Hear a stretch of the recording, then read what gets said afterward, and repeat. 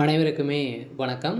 சற்று முன் கிடைத்திருக்கக்கூடிய ஒரு மிக மிக முக்கியமான செய்தி ஒன்று வெளியாகியுள்ளது.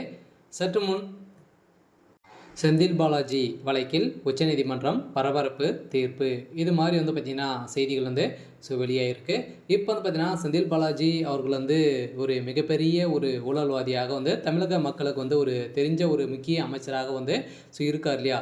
இந்த நிலையில் இப்போ டாஸ்மாக் உடைய நிறுவனத்தில் நடந்த ரைட்டின் அடிப்படையில் சதுரடியாக செந்தில் பாலாஜியுடைய ஒட்டுமொத்த கதையும் முடிந்திருக்கு. இதைத் தொடர்ந்து மீண்டும் ஏற்கனவே பார்த்தீங்கன்னா டிரான்ஸ்ஃபார்மர் கொள்முதல் முறைகேடு வழக்கில் செந்தில் பாலாஜிக்கு எதிராக அரசுக்கு பார்த்தீங்கன்னா அரசு வழக்கு பதிவு செஞ்சிருந்தது. இந்த வழக்கு பதிவின் அடிப்படையில் இப்போ அதிரடியாக செந்தில் பாலாஜி வழக்கிலும் பார்த்தீங்கன்னா நீதிமன்றம் அதிரடியாக ஒரு பரபரப்பான தீர்ப்பு வழங்கியிருக்காங்க.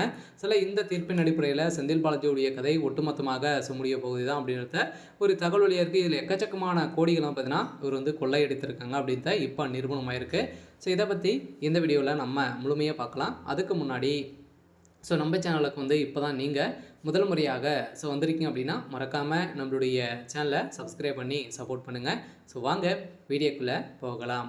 பார்த்தீங்கன்னா செந்தில் பாலாஜி அவர்கள் நம்மளுக்கு தெரியும், மின்சாரத்துறை அமைச்சராகவும் இருந்திருந்தார். ஏற்கனவே பார்த்தீங்கன்னா மின்சாரத்துறை அமைச்சராகவும் அதே மாதிரி மதிலுத்துறை அமைச்சராகவும் இவர் இருந்திருந்தார்.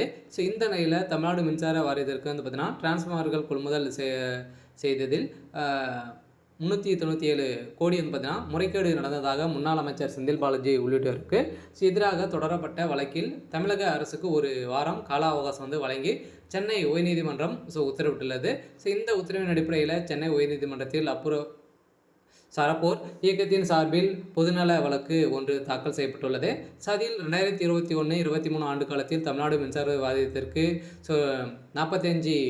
45,800 டிரான்ஸ்ஃபார்மர்கள் கொள்முதல் செய்ததில் ரூபாய் 1,183 கோடி மதிப்பில் டெண்டர்கள் கோரப்பட்டது. இதில் முறைகேடு நடந்துள்ள நிலையில் இதனால் தமிழக அரசுக்கு 397 கோடி இழப்பு ஏற்பட்டுள்ளதாகவும் இது தொடர்பாக லஞ்ச ஒழிப்புத்துறை புகார் தந்ததும் நடவடிக்கை எதுவுமே எடுக்கவில்லை. இந்த நடவடிக்கையின் அடிப்படையில் முன்னாள் அமைச்சர் செந்தில் பாலாஜி, மின்வாரியத்துறை தலைவர், நிர்வாக இயக்குனர் ராஜேஷ் லக்கானி உள்ளிட்டோருக்கு தொடர்பு இருக்கலாம் என்பதற்கு ஆதாரங்களும் இருக்குது. இந்த ஆதாரத்தின் அடிப்படையில் இப்போ உச்சநீதிமன்றத்தின் கண்காணிப்பில் சிறப்பு புலனாய்வு குழு பார்த்தீங்கன்னா விசாரிக்க வேண்டும் என தெரிவிக்கப்பட்டுள்ளது. இந்த விசாரணை அடிப்படையில் வருகின்ற ஜூலையில் பார்த்தீங்கன்னா இப்போ 28ஆம் தேதி இந்த நிலவுக்கு வரப்போகுது.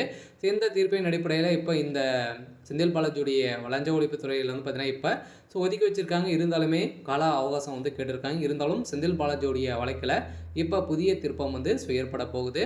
இருந்தாலுமே என்ன